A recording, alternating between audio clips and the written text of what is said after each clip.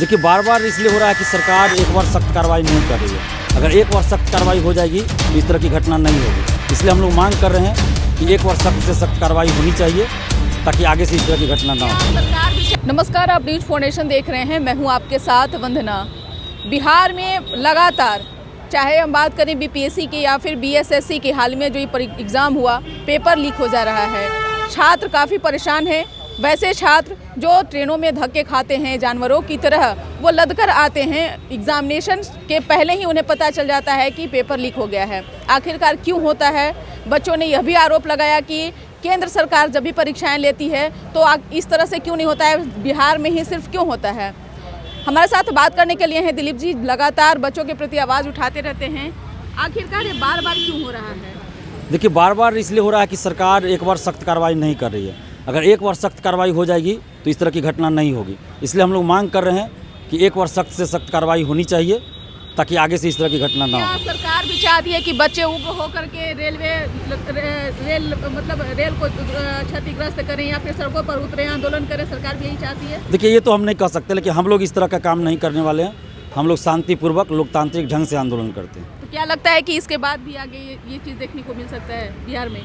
ये तो हम नहीं कह सकते हैं, लेकिन हम लोग चाहते हैं कि सरकार सीबीआई जांच कराए, शिक्षा माफियाओं पर कानूनी कार्रवाई करे ताकि आगे से इस तरह की घटना ना हो। लेकिन बार बार ऐसे हो रहा है, छात्राओं के भविष्य के साथ सरकार खिलवाड़ कर रही है, तो आखिरकार ऊपर होकर के कुछ न कुछ तो रुख लेगा ही ना।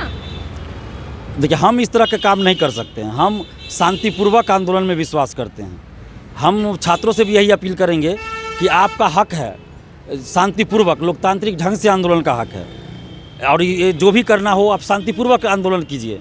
हम कभी उग्र आंदोलन की बात नहीं कर सकते हैं। ये सवाल ये भी है कि जैसे ही पेपर लीक हुआ था उस दौरान आपको सबसे पहले आया, आप सभी लोगों को पता होता है कि परीक्षा जहाँ पढ़ता है वहाँ पर जैमर लगा रहता है, तरह तरह के इलेक्ट्रॉनिक्स पार्ट्स लगाए जाते हैं ताकि किसी तरह का वहाँ पे कुछ धांधली न हो सके। ऐसे में कैसे आखिर हो जा रहा है? ये तो जांच होना, इसलिए तो मैं कह रहा हूँ कि एक बार अच्छे से जांच हो जाए कि पेपर लीक होता कहाँ से, कौन करवा रहा है। यहाँ बहुत तरह के जो है चीज़ें सरकार जो है सफाई पेश करती है कि बैठक में लोगों के साथ बैठ रहे हैं, अधिकारियों के साथ बातचीत कर रहे हैं, मसला तो हल नहीं होता है ना। तो इसलिए तो मैं कह रहा हूँ कि सरकार कार्रवाई करे।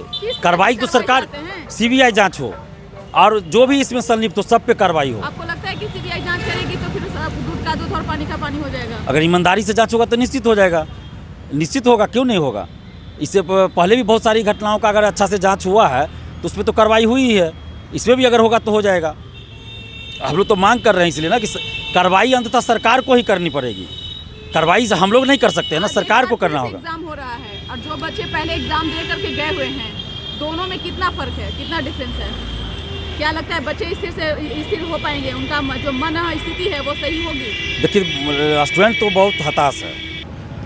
देखिए अब क्या कहा जाए, हम तो बार बार यही कह रहे हैं कि जब तक सब जितने भी इसमें संलिप्त होंगे लोग, आखिर कोई ना कोई तो होगा ना, कोई गिरोह होगा या बहुत सारा गिरोह होगा जो इस तरह का काम कर रहा होगा। दिलीप जी, आप बार बार सवाल उठाते हैं तो कहीं ना कहीं आपको भी तो पता होगा ना कि आपको कहाँ से चीज़ें आ रही है, कहाँ से ये चीज़ें। नहीं, ये तो देखिए, ये तो फॉरवर्ड होता है ना, जैसे सोशल साइट्स पे फॉरवर्ड होता है तो हम लोग को पता चलता है ना। कोई एक सोशल साइट्स होंगे ना जहाँ से नहीं, ऐसा कोई एक नहीं है। फेसबुक पे आपको चलता है इतना, कहीं से किसको क्या मिला, तो जांच होता है तब पता चलता है ना।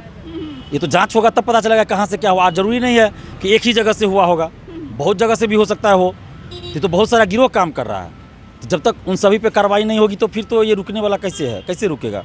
आखिर कुछ भी घटना जो घटती है उस पर जांच होती है, उसमें जो संलिप्त होते हैं उस पर कार्रवाई होती है। कैंडिडेट्स ऐसे भी थे जो इस बार के एग्जाम में उनका एडमिट कार्ड नहीं आ पाया, किसी कारणवश रीज़न कुछ नहीं बताया गया, उसके बाद पेपर लीक हो जाना, ये क्या दर्शाता है आखिर?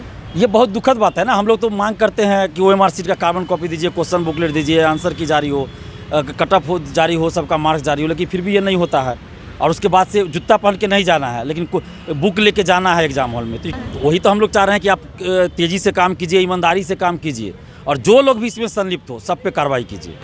हम लोग वही चाह रहे हैं। तो आप सुन रहे थे, क्या कुछ कहना था दिलीप कुमार का, जो लगातार छात्रों के हित में आवाज़ उठाते रहते हैं। हालांकि कई ऐसे सवाल थे जिसका जवाब जो है वो ऐसा नहीं मिल पाया जैसा कि उम्मीद लोग कर रहे हैं।